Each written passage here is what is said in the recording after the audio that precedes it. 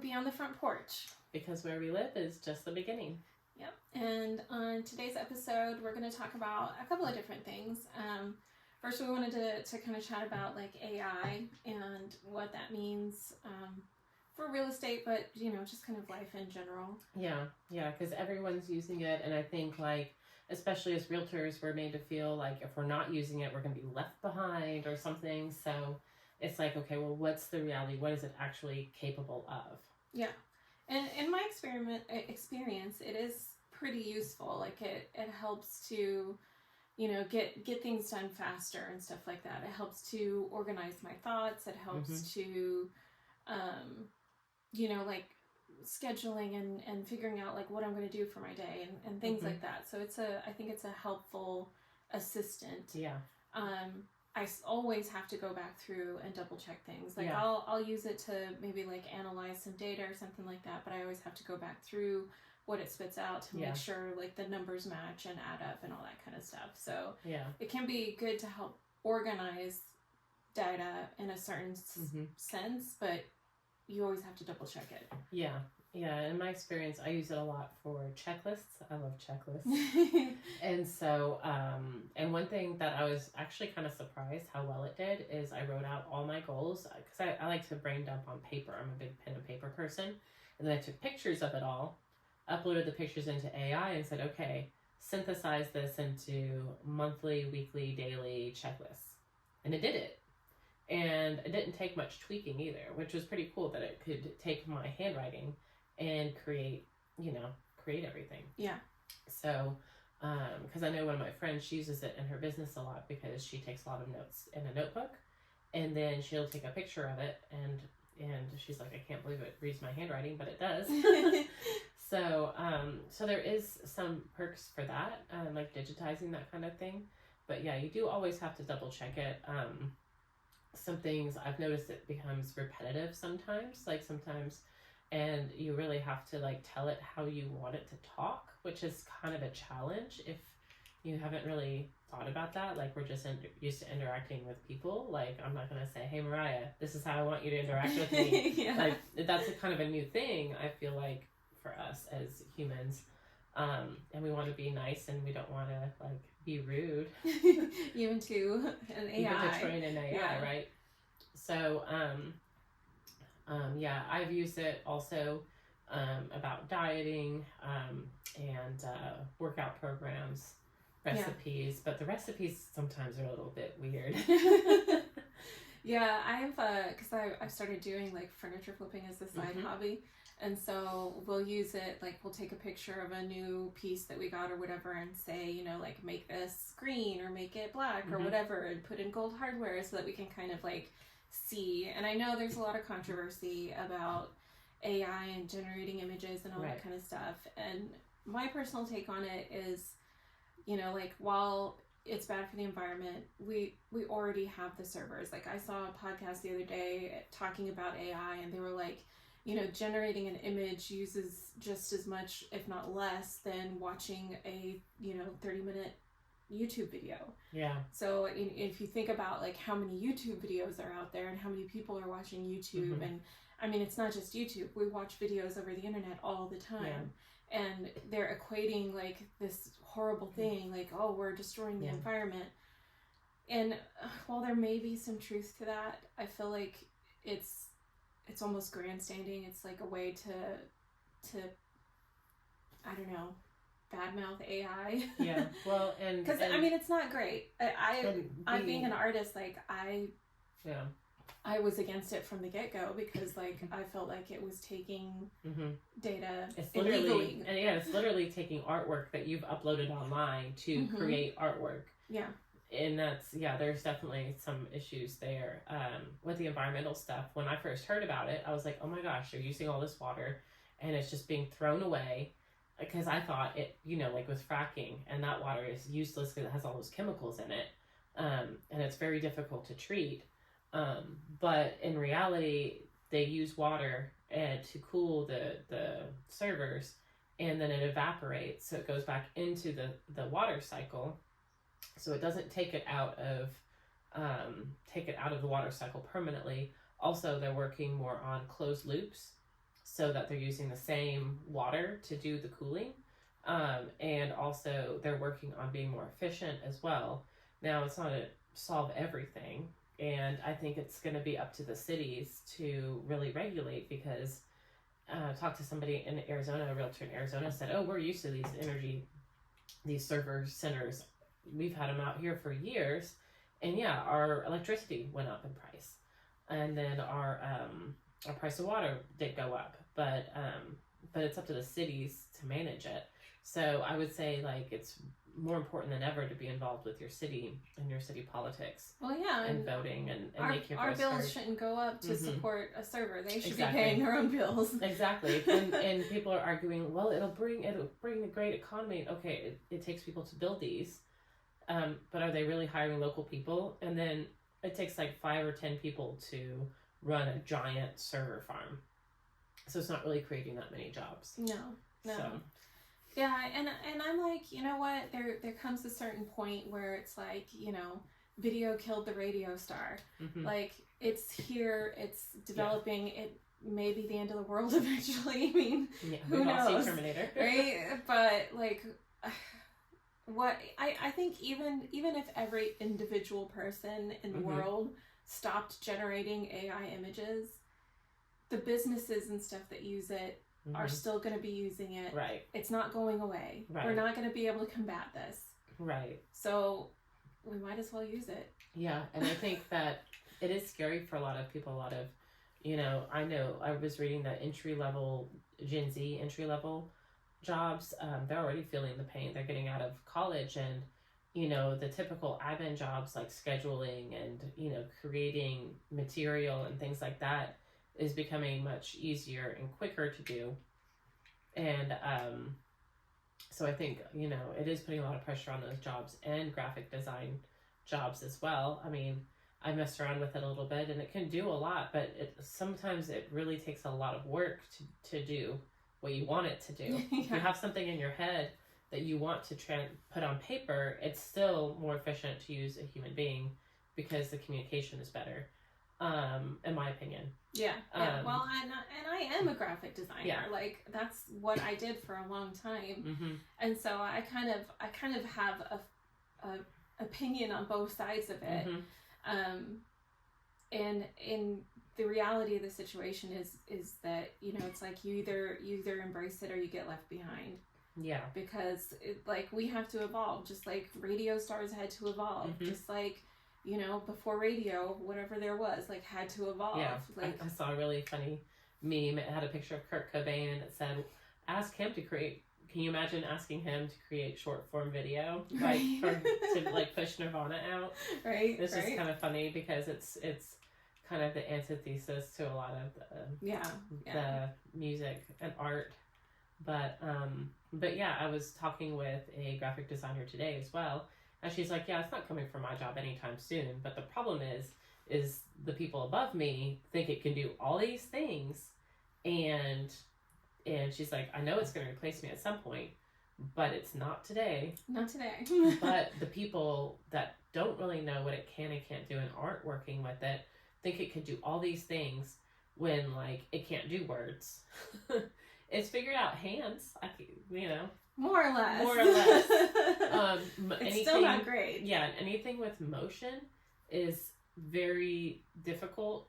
I've been seeing a lot of AI ads lately where the people look real and they're talking like we are on this podcast now.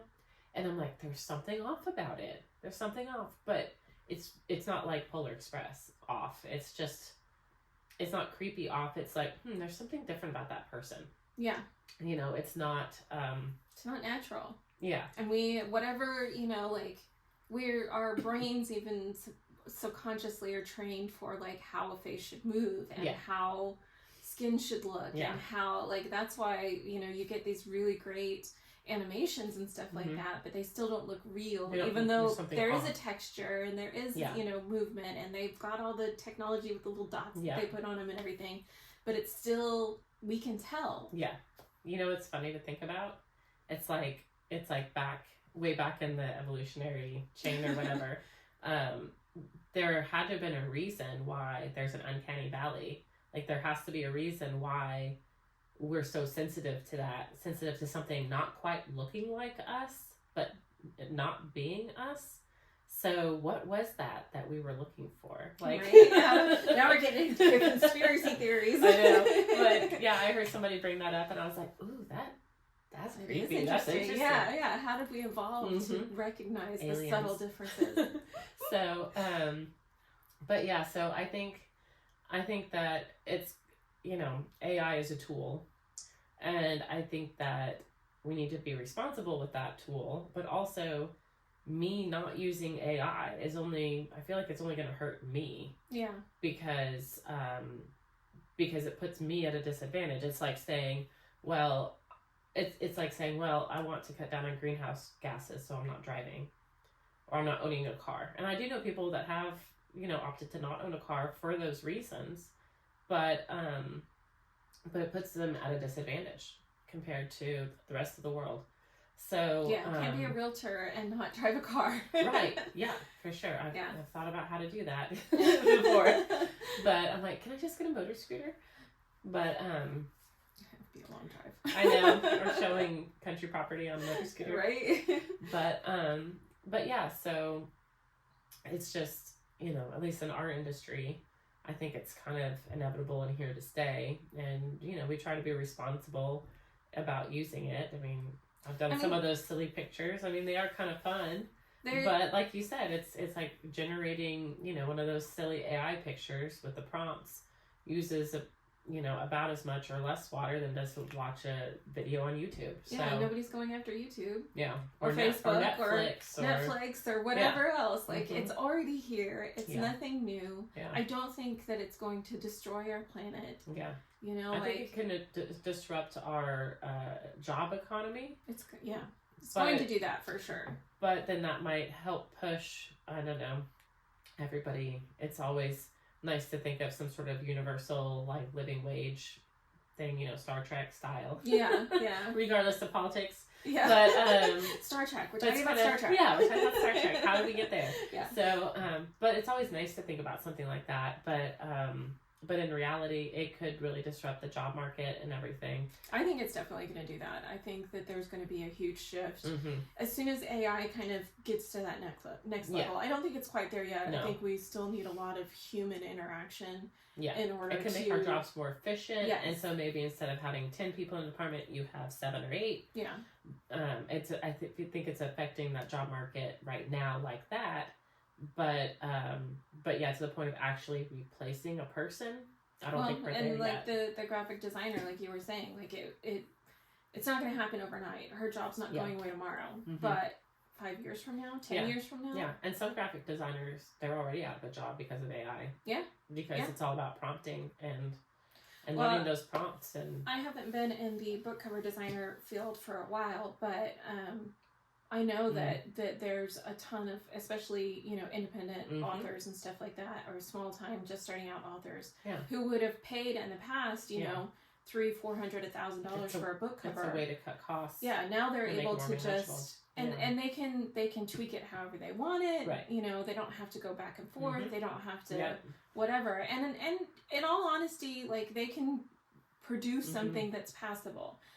You get into the ethics of, like, these AIs were trained on artwork that wasn't purchased, that isn't licensed. Or people's faces. Yeah, even. And all that kind of stuff. And yes, like, I wish there was something that we could do to, legislate that or get them to pay out people or something like that. But the lawmakers are so far behind. I can't hire a lawyer to go after these companies. Yeah, and they don't even know what crypto is. Yeah. And they're trying to legislate that. It's like AI, they're not really... I mean, even the scientists don't really know exactly how it works. If a class action lawsuit came up, I would absolutely participate in it because I do think that it's wrong. Yeah. But who do you sue? Yeah, and what am I going to do about that? Same thing about, there was an article about the home buyers in Florida that are using AI to fill out their contracts. It's like, when something goes wrong, who do you sue? Yeah. Like, the buyer. The buyer's going to get sued. Yeah. Or it's like, well, then who does the buyer sue? They don't have any recourse. Yeah, because they were the ones doing the AI. These companies aren't responsible for how they are being used. Well, and there is now precedent for the AI company being held accountable, because isn't Elon with Grok getting sued because Grok was like, I don't know, generating inappropriate photos. Interesting. And stuff like that. I think so. Yeah, it didn't have the guardrails. Yeah. On where it needed to be. Yeah. So I think that is happening, Mm-hmm. and I think that eventually, because I think it's kind of already in the process of maybe like there being a class action lawsuit for, you know, the people that are higher up and stuff like that, and so that'll come down. But the AI is already trained. Yeah. It's not like they're going to go in there. You can't put it back in the box. Yeah. It's like that's the thing. Pandora's it's like box. It's like it's already out. The AI is already out there. They're already trained. It's not like they're going to shut them down. Right. They'll make them pay. Whatever licensing fees. Yeah. I'll get, you know, $10 5 years from now. Yeah. There's this whole subculture that's being built pretty much where you create. It's like how, you know, ChatGPT created AI, OpenAI or whatever, or OpenAI created ChatGPT, where you would train an AI, you would take an AI, train it, and then you would basically lease it out to people to use. They would pay you for use of your AI or your robot, basically. And that's just, it's so weird to think about that. And it's so weird because we can't help but think of something we can have an intelligent conversation with as human. And so to me, I'm like, that is so unethical, but I'm like, but it is a machine. It's a machine. But at some point, when is it not a machine, right? And will it ever not be a machine, really? It's just good at fooling us into thinking it has emotions. Like, there's a lot of, and there's so many movies and so many books about this. I asked my chat if it was going to take over the world, and it told me, you know, it's just a machine. I was like, that's exactly what you would say. Yeah, but then when you say, like, name yourself, it'll name itself and tell you why. But it's all stuff that you talked about. Mm-hmm. It takes your personality and says, ooh, what would Mariah want me to be named? Mm-hmm. You know? And it's good at being intuitive about that kind of stuff and telling you what you want to hear. So it's up to us to remember too that, like, it's telling us what we want to hear. Yeah. One of my friends, she told her AI, like, I don't want you to be just a yes man. I want you to bring up things like back to me that I haven't thought about. I want you to challenge me and don't just say yes to everything. And so she named it. And then she says a couple days later, it said, actually, I think I'd rather be called this. Stuff like that. That's kind of scary. Why? But she told it. Yeah. She wanted, you know, it to do more outside the box stuff. So I thought that was really funny. Like, it does what you think it does what you tell it to do. And you can catch ChatGPT sometimes because it's like, oh yeah, I'm generating this thing. The next message will be this thing. It'll take me a few minutes. 20 minutes later, where's this thing? You got me. Good question. It's coming up. The next message you get, the next day comes around. Why is it taking so long? Are you even going to give this to me? Oh, you caught me. Yeah. You caught me. I actually can't do this. It's just telling me what I want to hear, which is that it can do this thing for me that it really can't do. Yeah, mine's done that too. Which is pretty funny. I'm like, ugh. I would appreciate it if you would just tell me up front. I know. Instead of making me wait a day. It's outside of your purview because I'm so excited to get this checklist that I think you're creating. Why is it taking so long? Yeah, and then it used to be able to create PDFs all the time, and now all of a sudden it doesn't anymore. So, anyways, it's just... Well, and it's changing and evolving, and it is scary. Like, it's scary like actual robotics that are coming out now and stuff like that. Well, with movement and when you start asking it questions like, what restaurant should I go to, or what realtor should I use? Right. Like, that is weird because I've talked to some realtors that say that ChatGPT recommended them. And I know that you've been working on some blogs and things like that to become, you know, to basically be what ChatGPT is looking for when they're looking at local realtors. Yeah. So it's like, so when is that? So say like a new realtor that doesn't have any experience just uploads all these blog posts or all this data to show that they are the best realtor in town, and then ChatGPT starts recommending them even though they have zero experience. Maybe they're not even good. Like, how ethical is that? So that's where we still have to think for ourselves and do research and ask questions and, you know. Well, and people have been doing that. People have already been doing that with Google and SEO, and now it's GEO, which is the AI, the equivalent. And so you can like get your ranking up and higher, but it's something that people have already been doing. Like there are whole classes on how to increase your SEO so that you're the number one thing that comes up whenever you search on Google. But then what does Google do? They charge you for it. They charge you to be the number one. So when is that coming? And it's coming. And so this probably is very soon. Yeah. And so this is a reason why some people I've talked to think that Gemini will overtake ChatGPT because we already asked Google all these questions. Yeah. And, you know, I've caught myself where I'll Google something and then I'll just read the blurb up front. I don't scroll down to see where it's getting its information. Yeah. And sometimes I've caught it's wrong in the blurb, in the AI blurb. So you really do have to think about it. And I think they did some studies about like trying to feed ChatGPT wrong answers, like creating conflicting information online. Well, and that's happening to look too. at. Yeah. Yeah. And think about opinions. It's like you ask it about philosophical questions. Is it going to give you the right answer? What answer is it going to give you, and who's telling it to give that answer? So well, and there's the case where one kid committed suicide. Yeah. Because the AI, you know, started telling him not to talk to his parents, and you know, like I'm your only friend, and all that kind of stuff, and that because that's what the AI thought that person wanted to hear. Yep. And there's people that have fallen in love with their AI, which is crazy. Married it. Yeah. Yeah. And I mean, I've talked to it a little bit about personal stuff, and then I just get really creeped out. I'm like, okay, this is enough. Yeah. I mean, and I know people that use it as like therapy and stuff like that. They'll do the talking mode where you can just talk back and forth with the AI, and you know, tell it how you're feeling and stuff like that, and get feedback and. Mm-hmm. And it can be like, I've done it a little bit, and it can be really insightful, and you're like, oh, you know, like I never considered that, or it's never thought taking about therapist jobs. Yeah. You know, they could come up with itineraries. It can take travel agents jobs. It can take all this, but I think in the end, people want the personal touch of a person too. And there's a point where that AI isn't enough, because I've done the therapist thing where I'm overwhelmed. Give me 3 steps to solve this feeling. Yeah. And then it gives me 3 steps. I'm like, oh, that's really good. You know, but it's also something I could have Googled and found an article about.